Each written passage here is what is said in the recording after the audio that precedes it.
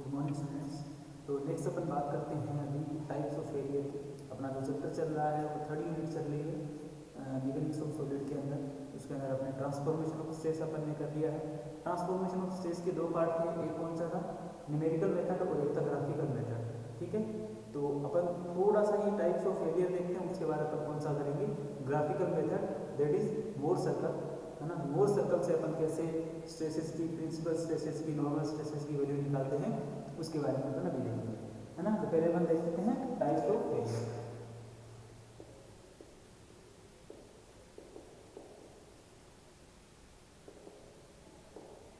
देखिए टाइपिंग करके पढ़ते हैं टाइप्स ऑफ फेलियर में। सबसे पहले देखते हैं ब्रिटल मटेरियल अंडर टेंशन। सबसे पहले देखते हैं brittle material under tension.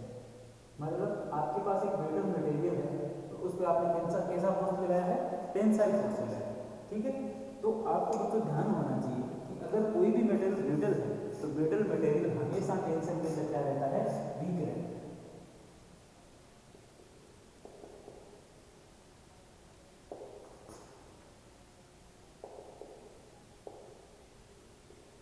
Brittle material weak in tension. अगर कोई मटेरियल वीक रहता है टेंशन में, इसका मतलब अगर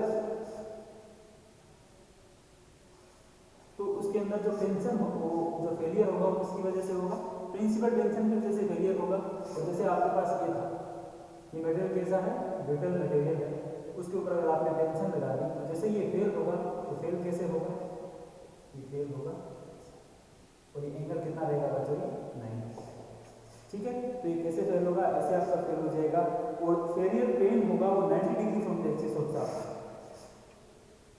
failure plane 90 degree from axis of shaft बोल सकते हैं। क्योंकि नॉर्मली अपन जैसे मटेरियल की बात करते हैं तो अपन मैकेनिकल अपन पढ़ रहे हैं, आपको पता है। तो मैकेनिकल के अंदर अपन जैसे शाफ्ट है, शाफ्ट के अंदर फेलियर होता है, तो अपन शाफ्ट की बात करते हैं। ठीक है, तो फेलियर प्लेन होगा वो किससे, इस एक्सिस से किस एंगल पे होगा, 90 डिग्री पे होगा। तो ये कैसा होगा, ब्रिटल मटेरियल अंडर टेंशन। अगर सेकंड बात करें ब्रिटल मटेरियल अंडर कंप्रेशन, अभी आप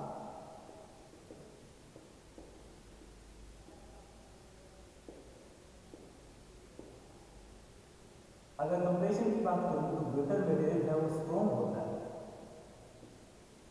किसमें, brittle material strong in compression. अगर कोई चीज कंप्रेशन में स्ट्रॉन्ग है, इसका मतलब अगर वो स्ट्रॉन्ग है तो कभी भी 90 डिग्री के ऊपर तो फेलियर नहीं होगा। तो आपको पता होगा कभी भी प्रिंसिपल स्ट्रेस की वजह से या नॉर्मल स्ट्रेस की वजह से कोई फेलियर नहीं होगा। अगर फेलियर होगा इसके अंदर तो फेलियर किसकी वजह से होगा, फेलियर ड्यू टू शियर। तो फेलियर आपको पता होना चाहिए, फेलियर किसकी वजह से होगा, शियर की वजह से होगा। और अगर आपके पास ये मटेरियल है, इसके ऊपर आपने अगर कंप्रेशन फोर्स लगाई, कंप्रेशन है, तो अगर ये फेल होगा, ब्रिटल मटेरियल है, तो किसकी वजह से होगा, शियर की वजह से फेल होगा। और शियर अगर प्लेन की बात करूं, प्लेन कैसा होगा बच्चों, ये प्लेन होगा, वो शियर नहीं करते होगा 45। ठीक है, तो आपको पता होना चाहिए कि जो एंगल है प्लेन ऑफ फेलियर इज ए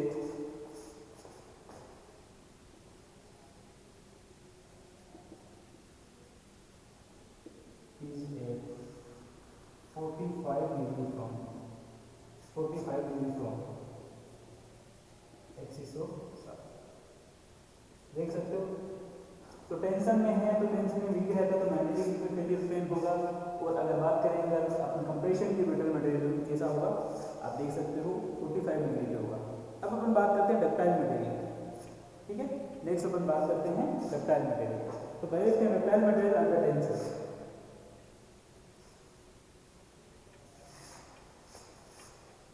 अब की बार ब्रिटल में कैसा मटेरियल लेते हैं बच्चों, डक्टाइल मटेरियल। तो इसके नाम हो जाएगा आपका डक्टाइल, और यहाँ पे क्या हो जाएगा, तो आपको पता है अगर डक्टाइल मटेरियल है तो वो टेंशन के अंदर कैसा रहता है, स्ट्रॉन्ग रहता है। जस्ट अब है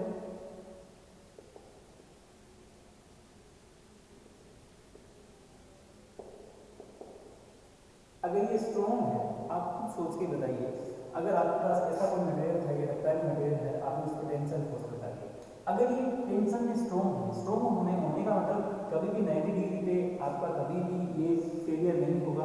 अगर ये फेल होगा तो कैसे होगा? आपको बेटा जब इसको आपको खींचोगे, इसको दोनों तरफ से पुल करोगे, जब आप टेंशन लगाओगे तो होगा क्या, ये मटेरियल थोड़ा थोड़ा ऐसे आपको कुछ ऐसा दिखेगा, ये ऐसा है ना, और इधर से देखोगे ये ऐसे इसके अंदर क्या होगा, फेलियर होगा। और आप फेलियर की बात करोगे, यहाँ से कुछ पार्ट ऐसा होगा, ये जो इसके अंदर ऐसे ये वाला पार्ट ऐसे हट जाएगा, तो इस फेलियर को जो बोला जाता है, इस फेलियर को बोला जाता है cone and cup failure. Cone and cup failure, और ये भी कहाँ होता है 45 डिग्री है ना, ये भी कहाँ होता है, ये एंगल कितना रहता है बच्चों 45 डिग्री रहता है ना, ये जो एंगल रहेगा वो कितना देगा 45 डिग्री, इसका अगर इस एंगल की बात करें कितना रहेगा 45 डिग्री, और किसकी वजह से होता है, ड्यू टू शियर। तो शियर की वजह से हुआ ये फेलियर, क्योंकि जो आपका डक्टाइल मटेरियल था वो टेंशन के अंदर क्या था, स्ट्रॉन्ग था, तो आप 90 डिग्री में कोई फेलियर नहीं होगा। और किसकी वजह से हुआ ये फेलियर, इस शियर की वजह से होगा। अब बात करते हैं डक्टाइल मटेरियल अंडर कंप्रेशन। देखिए बच्चों ये इंपॉर्टेंट है थोड़ा, डक्टाइल मटेरियल है, आपने इसके ऊपर कंप्रेशन लगाया, तो डक्टाइल है तो इजीली टूटेगा तो है नहीं, फेलियर इजीली नहीं होगा। लेकिन अगर आप देखोगे, अब इसको कोई भी डक्टाइल मटेरियल को आप प्रेस करने की कोशिश करो, होता क्या है, इसकी लेंथ है वो तो डिक्रीज हो जाएगी, और उसकी हाइट है वो क्या हो जाएगी, इंक्रीज हो जाएगी, होगी कि नहीं होगी, है ना। तो आप इसकी शेप बाद में कुछ ऐसी हो जाएगी। तो अगर इसको बोला जाए तो ये किसकी वजह से, कंप्रेशन में अगर जो फेलियर होता है तो सब इसको बोलते हैं कंप्रेशन यील्डिंग। इसको क्या बोलते हैं अपन, कंप्रेशन और क्रशिंग, इसको क्या बोलते हैं, कंप्रेशन यील्डिंग और क्रशिंग, है ना। तो इसको अपन क्रश किया, ये कुछ इसका शेप ऐसा आप बना सकते हैं। तो ये क्या है, ये अलग अलग टाइप के फेलियर है, आप देख सकते हैं। अगर प्योर शियर हो उसमें देखा जाए तो कैसा फेलियर होगा, तो कुछ टाइप ऑफ फेलियर है जो आपको पता होना चाहिए कि डक्टाइल मटेरियल, और अगर प्योर शियर होगा तो उसके अंदर कुछ ऐसा डायग्राम आपको देखने को मिलेगा, है ना। अगर प्योर शियर होगा ऐसा कुछ, यहाँ पे दो अलग अलग एक्सिस होगी, है ना। तो ये है कुछ फेलियर के बारे में, है ना, टाइप्स ऑफ फेलियर कौन कौन से हो सकते हैं वो मैंने आपको बताया। अभी अपन देखते हैं आगे, नेक्स्ट जो टॉपिक है वो है आपका मोशन। इंपॉर्टेंट टॉपिक है, इसमें से ज़्यादा कई बार क्वेश्चन नहीं पूछा जाता, लेकिन जो इंपॉर्टेंट टॉपिक है वो है मोशन, जो ग्राफिकल मेथड है ट्रांसफॉर्मेशन ऑफ स्पेस। तो नेक्स्ट आप हेडिंग लगा दीजिए transformation of space, next heading आपकी ट्रांसफॉर्मेशन ऑफ स्पेस।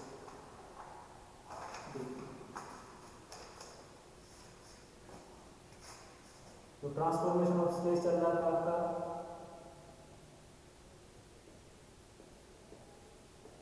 और उसके अंदर जो नेक्स्ट हेडिंग है वो है ग्राफिकल मेथड, और ग्राफिकल मेथड है उसी को अपन क्या बोलते हैं, मोर सर्कल मेथड या मोर सर्कल। देखो इंपॉर्टेंट टॉपिक है, पूरा प्रैक्टिकल आपको समझना है ना, और समझने में पूरा आपको बता दूंगा, बिल्कुल समझ में आ जाए, कोई दिक्कत नहीं, बस आप ध्यान से देखते जाए, है ना। जो फॉर्मूले कुछ अपने पहले किए हैं उसका थोड़ा सा यूज लूंगा, उसकी हेल्प से ही मैं नया डायग्राम बनाऊंगा। देखिए आपके पास ये अगर कोई ऑब्जेक्ट था, उसके ऊपर एक सिग्मा एक्स लग रहा था, एक सिग्मा वाई लग रहा था, एक क्या लग रहा था, तो एक्स वाई, ठीक है। तो इस केस में जब आपने सिग्मा एक्स डेश निकाला, जो इससे पहले वाली क्लास में मैंने आपको बताया था, तो सिग्मा एक्स डेश निकालकर उसकी वैल्यू क्या थी, sigma x plus sigma y by two plus sigma x minus sigma y by two cos two theta, कुछ ऐसा ही है ना, प्लस तो एक्स वाई साइन ये था कि थीटा, सिग्मा एक्सेस और सिग्मा वाई डेश निकालते थे तो अपन थीटा इसे क्या कर देते थे, थीटा प्लस 90। और अगर टो डेश एक्स वाई की बात करूं, कितना निकाला था टो डेश एक्स वाई, आपको पता होगा, minus sigma x minus sigma y by two cos two theta था, यहाँ पे साइन टू थीटा था, और प्लस वाई साइन, है ना, ये आपने निकाला था 2 डैश एक्स वाई। ये वैल्यू फाइंड आउट की नहीं थी, है ना, एक बार आप देख लीजिए। फिर प्रोवाइड डेस में अपने क्या किया था, डायरेक्ट इसमें थीटा प्लस 90 पुट कर दिया था।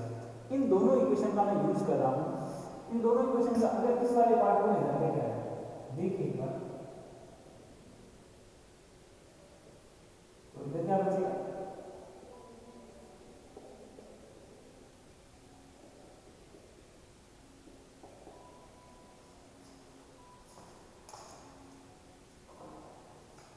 तो कुछ ऐसा केस होगा। ये मान लो कोई इक्वेशन 1 थी, ये इक्वेशन 2, ये इक्वेशन 3, है ना। तो आप देखिए मैंने इसमें क्या किया, sigma x plus sigma by 2 को लेफ्ट साइड में लेके चला गया और ये इक्वेशन, ठीक है। अब मैं इक्वेशन 2 और इक्वेशन 3 का स्क्वायर करके ऐड कर दूंगा, तो आपको पता होगा लेफ्ट साइड में हो जाएगा और राइट साइड में हो जाएगा, ऐड हो जाएगा। अगर इसको स्क्वायर करके ऐड करता हूँ, इसको स्क्वायर करके ऐड करता हूँ, तो sigma x base minus sigma x plus sigma y by 2 का स्क्वायर, है ना, और इसका स्क्वायर और प्लस तो इसका लेफ्ट वाले पार्ट को मैंने स्क्वायर कर दिया, और ऐसे ही अगर स्क्वायर किसका कर दूं मैं राइट वाले पार्ट को, राइट वाले पार्ट को स्क्वायर करूंगा तो इधर क्या बचेगा,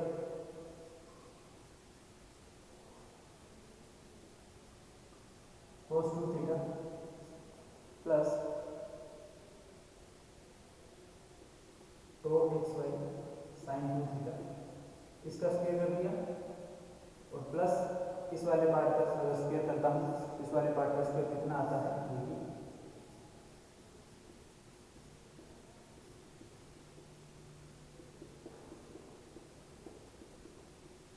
इसका भी मैंने क्या कर दिया स्क्वायर। अगर मैं दोनों तरफ स्क्वायर करता हूँ तो देखिए, अगर स्क्वायर देखो इसका मैंने स्क्वायर किया, पहले मैंने क्या किया देखिए, अगर इन दोनों का स्क्वायर करूंगा तो एक टर्म आएगा x का स्क्वायर प्लस y का स्क्वायर प्लस 2xy, इसका भी करूंगा तो x का स्क्वायर प्लस y का स्क्वायर प्लस 2xy आएगा। लेकिन ये तो देखो प्लस का नहीं माइनस का है ना, इसका मतलब एक टर्म ऐसा होगा बच्चों जो क्या हो जाएगा, कैंसिल हो जाएगा। कैंसिल होगा कि नहीं होगा, तो एक टर्म ऐसा होगा जो कैंसिल हो जाएगा, और जब आप इसको सोल्व करोगे तो सोल्व करने के बाद आपके पास वैल्यू आएगी। वैल्यू में एक बार आपको बता देता हूँ क्या होगा,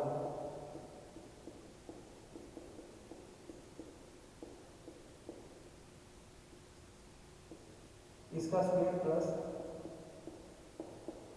इसका स्क्वायर, और जब इन दोनों को सोल्व करोगे तो आपके पास इधर आएगा प्लस ये वैल्यू आएगी। जब इसको सोल्व करोगे तो आपके पास ऐसा कुछ आएगा, sigma x base minus sigma x plus sigma y by 2 का स्क्वायर प्लस 2x वाई का स्क्वायर, और ये आएगा। अब इस इक्वेशन को आप एक बार देखिए, मैं मान लो सिग्मा एक्स बेस को क्या लिख देता हूँ x, ठीक है, और ये जो sigma x plus sigma y by 2 है इसको ले देता हूँ a, ठीक है, और ये जो 2 डैश एक्स वाई है इसको ले देता हूँ क्या y, और आपके पास ये जो है sigma x minus sigma y by 2 का स्क्वायर प्लस 2xy स्क्वायर, इसको ले देता हूँ r का स्क्वायर, ठीक है। तो ये इक्वेशन देखो बच्चों कैसी मैंने, इसको लिखा मैंने x माइनस, इसको लिखा a, तो x माइनस a का स्क्वायर प्लस ये होगा y का स्क्वायर इक्वल्स टू r का स्क्वायर। तो x minus a square, x minus a का whole square plus y square equals to r square. ये जो इक्वेशन आप देख रहे हो ये इक्वेशन किसकी है, ये इक्वेशन है सर्कल, और ये सर्कल इस डायरेक्शन में बन रहा है, x डायरेक्शन में ये सर्कल आपको बनेगा। और आप देखो x माइनस a है, अगर x square plus y square equals to r square होता तो ये इक्वेशन कैसी बनती, इसका ओरिजिन कहाँ होता, इस कोऑर्डिनेट के सेंटर पे होता, लेकिन ये x माइनस a है, इसका मतलब इसका जो ओरिजिन होगा वो यहाँ पे ना होके कहाँ होगा, थोड़ा सा साइड में होगा यहाँ पे, ठीक है। तो ये जो डिस्टेंस होगी इस डिस्टेंस को अपन क्या बोलते हैं e, और इसका जो सेंटर है वो कितना है a0। तो ये जो सर्कल बना इसी सर्कल को अपन क्या बोलते हैं, इस सर्कल को बोला जाता है मोर सर्कल, और इसकी जो रेडियस है आप रेडियस थोड़ी सी ले लो, ये मान लो ये क्या है इसकी रेडियस, तो इस सर्कल को ये अपन क्या बोलते हैं मोर सर्कल बोलते हैं। आपको पता चला ये सर्कल बना कैसे, ठीक है। अब इस सर्कल में मान लो मैंने ये कोई पॉइंट ले लिया ए बी, ये मेरे पास दिया मैंने कोई ई डी, ठीक है। तो किसी भी जगह पे अगर मैं बात कर रहा हूँ, मान लो इस पॉइंट के ऊपर बात करता हूँ, इस पॉइंट पे अगर कोई मेरे पास कोई पी पॉइंट है, तो पी पॉइंट के ऊपर होगा यहाँ पे सिग्मा एक्स डैश और सिग्मा वाई डैश, तो होगा कि नहीं होगा? जो आप ट्रांसफॉर्मेशन स्पेस निकालते थे सिग्मा एक्स डैश और ये 2x वाई डैश, सॉरी, क्योंकि वाई डायरेक्शन में होगा तो कितना होगा 2x वाई डैश, ये निकालते थे। तो इस वाली वैल्यू को, जो मिनिमम वैल्यू, इसको बोला जाता है सिग्मा 1, ये जो मैक्सिमम वैल्यू है इसको बोला जाता है सिग्मा 2, ठीक है। और यहाँ से आप ये जो वैल्यू आएगी, ये वैल्यू आएगी कितनी आएगी 2x वाई डैश, और ये जो वैल्यू आएगी ये कितनी आएगी सिग्मा x डैश, ठीक है। तो ये बच्चों आपका क्या है, मोर सर्कल है। तो समझ में आया आपको मोर सर्कल अपन ने कैसे निकाला? इस मोर सर्कल में सेंटर कितना है इस मोर सर्कल का, a0, और a किसके बराबर है sigma x plus sigma y by 2, है ना। और रेडियस कितनी है sigma x minus sigma y by 2 का स्क्वायर प्लस 2x y का स्क्वायर का अंडर रूट होगा, जो रेडियस होगी ये रेडियस का स्क्वायर है। तो यहाँ से आप रेडियस कैसे निकालोगे, यहाँ से रेडियस कैसे निकालोगे, ये क्या है, ये आपके पास रेडियस होगी, ठीक है। और यहाँ से रेडियस आपके पास ये आएगी, देख लीजिए sigma x minus sigma y का होल स्क्वायर प्लस 2xy का होल स्क्वायर का अंडर रूट होगा, तो ये क्या होगी रेडियस। तो आपसे पूछ लें कि मोर सर्कल की रेडियस कितनी होगी, तो ये मोर सर्कल की रेडियस होगी, ये कितना होगा, ये a है, a कितना है sigma x plus sigma y 2, और इसका सेंटर कितना होता है a0, ठीक है। तो ये कुछ चीजों का आपको ध्यान रखना है मोर सर्कल के अंदर। अब इस मोर सर्कल की अपन क्या देखते हैं, प्रॉपर्टी देखते हैं। देखो ये कंप्लीट है, इसके बाद अपन क्या करते हैं, मोर सर्कल की प्रॉपर्टी देखते हैं। एक एक करके प्रॉपर्टी आपको बता देता हूँ। ये आपको बस मोर सर्कल के बारे में बता रहा था, मोर सर्कल ये बना कैसे, है ना। आगे दोबारा भी बताऊंगा कि कैसे बनाएंगे अपन, लेकिन अभी इस इक्वेशन का यूज करके अपन ने इस सर्कल को ड्रॉ किया है ना। ये सर्कल एक्स एक्सिस पे बनता है, ये सब कुछ प्रॉपर्टी और प्रॉपर्टी आपको बताऊंगा, इसको आप नोट डाउन कर लीजिए।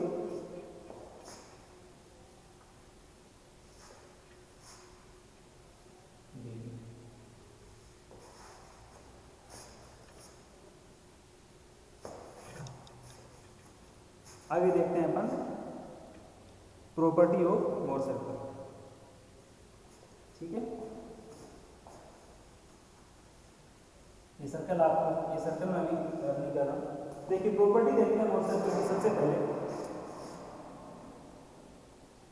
प्रॉपर्टीज ऑफ मोर सर्कल, एक एक करके आप चाहो तो लिख लेना। सबसे पहली प्रॉपर्टी क्या है मोर सर्कल की? अगर प्रॉपर्टी की बात करें तो Mohr circle is always symmetric about the normal space. जो मोर सर्कल है always symmetrical about normal space axis.